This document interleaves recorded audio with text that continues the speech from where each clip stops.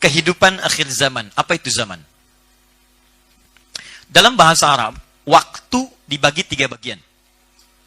Waktu itu dari bahasa Arab, al-waqt.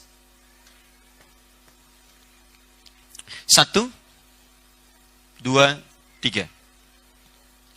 Ada yang disebut dengan pertama az-zaman, saya turunkan dulu. Ini kalau mau panjang ininya, kalau mau dipendekin jadi pendek, az-zaman bisa begini. Kemudian yang kedua ada al-asr. Yang ketiga ada as-sa'ah. Jadi kalau nanti membahas tentang peristiwa akhir zaman, yang dimaksud mana? Apakah sa'ah atau asr atau zaman? Ya. Baik. Kalau disebutkan zaman, itu waktu secara umum. Dari awal bermula hingga selesai. Awal saat bumi diciptakan sampai kita kembali kepada Allah. Kalau ukurannya ukuran kehidupan dunia. Di fase kehidupan, fase dari Nabi Adam diturunkan ke bumi, Quran surah kedua ayat 38. Fase kemudian berkembang keturunan, muncul Nabi Nuh sampai Nabi Muhammad SAW, Quran surah keempat ayat 163. Ya sebelumnya menyebar generasi, Quran surah 49 ayat yang ke-13. Sampai kemudian, mohon maaf ya, terjadi kiamat, akhir kehidupan sampai kembali kepada Allah. Nama umum bagi waktu yang kita lalui, umumnya itu disebut dengan zaman. Jelas ya? Taib. Detil waktu yang kita jalani ya, kalau ini nama umumnya. Nah, masa setiap bilangan waktu terkecil yang kita jalaninya, ya sekarang, nanti, besok, yang kita jalani realnya, itu disebut dengan asar namanya. Asar itu bukan sore. Kalau sore masa namanya, masa'un. Masa'an. Masa'an khair. Semoga sore ini Anda mendapatkan kebaikan. Asar itu bukan sore. Asar itu adalah setiap kesempatan, titian waktu yang Allah berikan kepada kita untuk beraktivitas. Asar, titian mengerjakan amal soleh, waktu yang diberikan sampai kita pulang. Nah, satuan-satuan terkecilnya dari asar ini, itu disebut dengan sa'ah.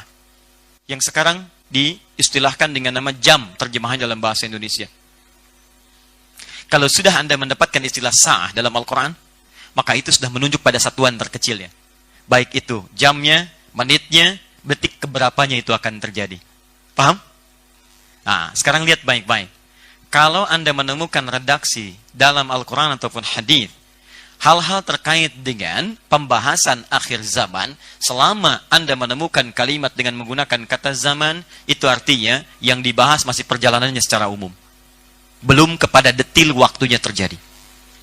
Tapi kalau Anda sudah menemukan pembahasan tentang kalimatnya menggunakan kata sa'ah, itu artinya waktunya akan lebih dekat kepada waktu-waktu kejadiannya.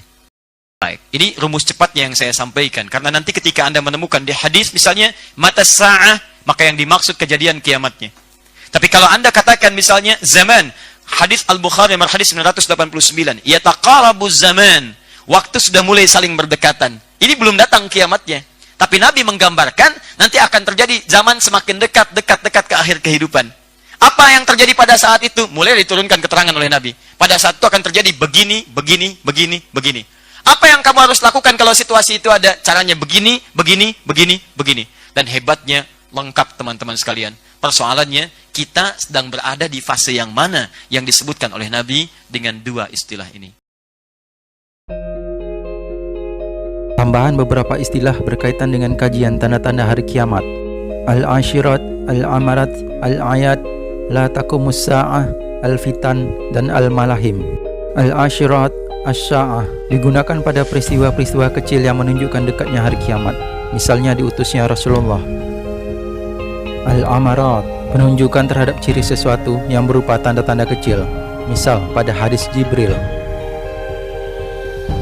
Al-ayat, menunjuk pada peristiwa besar sebelum terjadinya hari kiamat. Misal pada hadis 10 tanda besar kiamat.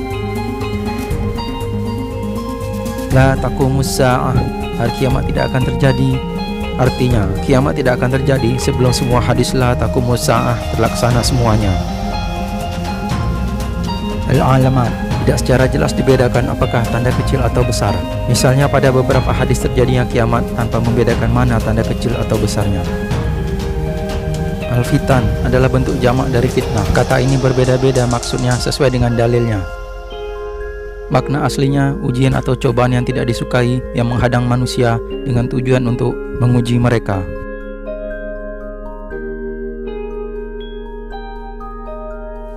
Al-Malahim artinya peperangan.